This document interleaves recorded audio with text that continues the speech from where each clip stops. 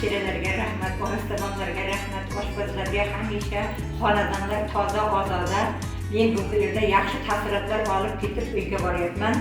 Hamisha bularning ishlariga omad tilayman, sog'liqlariga rivoj tilayman. Hammasi sog' salomat, yanagi shu paytlar kelganlargacha ham kuch-chaqchaq rivojlantirib, sanatoriyani ishlab yurishlarini tilab qolaman.